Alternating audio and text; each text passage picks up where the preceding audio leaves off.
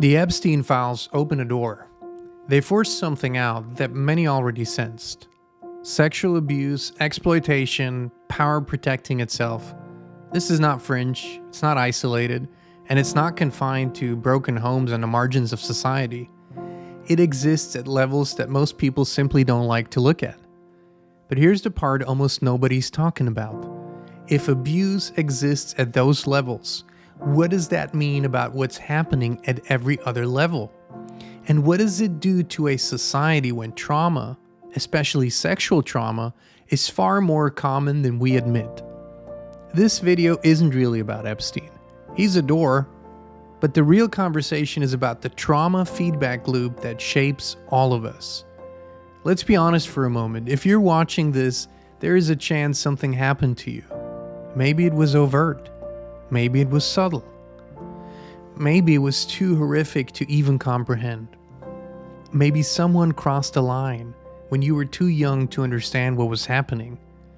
Maybe no one protected you. Or maybe someone told you it was your fault. Maybe you've never said it out loud. Or maybe nothing dramatic happened, but you grew up walking on eggshells, learning to read the room before you learned to even read yourself.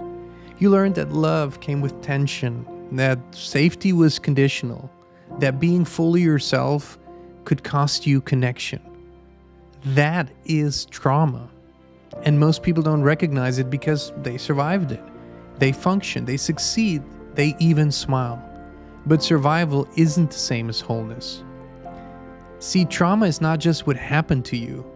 Trauma is what your nervous system had to become in order to survive what happened. When a child is sexually abused, something splits. When a child is repeatedly shamed, something contracts, and when a child grows up around volatility and insecurity, something hardens. When a child grows up unseen, something disappears. Now, these reactions are sort of brilliant because they kept you alive, but they do not disappear when the threat is gone. They become your personality, your coping style, your relationship pattern, your leadership instinct, your creative fingerprint. And unless they're healed, they quietly govern everything in your life. This is the primary trauma feedback loop. A boy who is humiliated becomes a man who cannot tolerate being wrong. A girl who was violated becomes a woman disconnected from her body, or hyperconnected in a way that doesn't feel safe. A child who was ignored becomes an adult who overachieves just to feel seen. Now, are these people evil? No, they're not evil. They're wounded. But see, wounds, they leak. A father who cannot access tenderness raises children who crave it, and a mother who never felt safe transmits anxiety without meaning to. A leader who never healed his shame builds systems that subtly punish weakness. And most people don't wake up in the morning deciding to spread pain. It spreads because it was never acknowledged, because it was never healed. And hurt people don't just hurt people. Hurt people often replicate exactly what they experienced. And so the loop deepens and the loop tightens. Now zoom out and look at your family. Not with blame, but with curiosity. Where did silence start? Where did anger start? Where did addiction begin? Where did sexual boundaries blur? Where did emotional absence become normal? If you trace it back 2 or 3 generations, you'll often find an origin story nobody was ever allowed to talk about. War, abuse, poverty, humiliation. What wasn't processed became personality, and what wasn't grieved became tradition. What wasn't healed simply became normal. That is how trauma becomes culture inside a family. Now let's widen the lens again. Traumatized people create culture.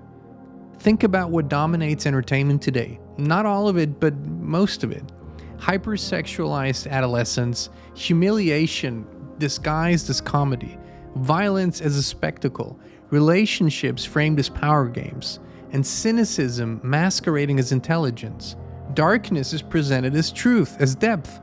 We hear music that celebrates numbness. It shows control framed as strength and detachment presented as empowerment. Now, ask yourself honestly, does this feel like the output of integrated nervous systems or dysregulated ones?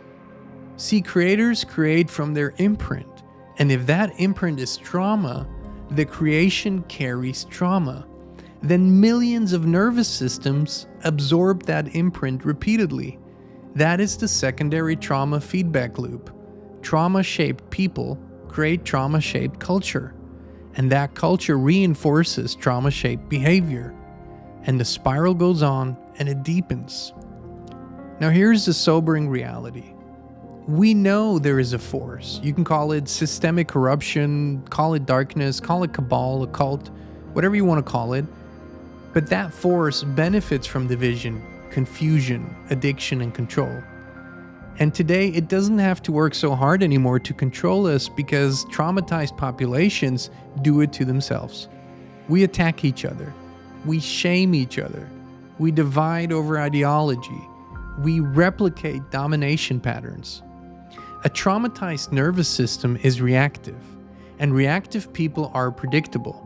Predictable people are simply easier to steer. This is not mystical, this is neurological. And spiritually, it is devastating because survival mode blocks higher perception, it blocks intuition, and it blocks connection.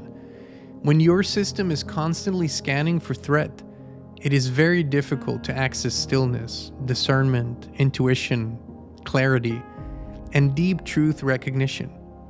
Trauma fragments attention, and higher consciousness requires integration. So if enough people are fragmented, truth becomes harder to perceive collectively. And here's the uncomfortable part. Highly functional, traumatized people can build impressive things. Movements, companies, churches, media platforms, institutions, even empires. But unless they heal, their imprint leaks into everything they build. Not because they necessarily intend to harm, but because their imprint ultimately influences everything they do way more than their intentions. You cannot build genuine harmony from an internally fragmented state. You might build success, you might build scale, even power, but not deep coherence. We have seen this repeatedly. Movements fracture, leaders implode, institutions conceal what they once condemned. The imprint always surfaces. But here's the good news. The feedback loop can reverse. When one person heals, they stop transmitting fragmentation. They stop recreating domination. And they stop normalizing dysfunction. They parent differently. They lead differently. They create differently. See, healing is not self-help fluff. It is the return to sovereignty, the return to truth, to freedom, to love, to family, and to community. Now, if you felt this deeply, please don't push that feeling away. In the description box below, we've placed carefully selected resources for trauma healing that we have used and that are tried and proven. Because exposing darkness simply isn't enough. If we do not heal it, we replicate it. And the real revolution is not simply exposure. It is what we do with it.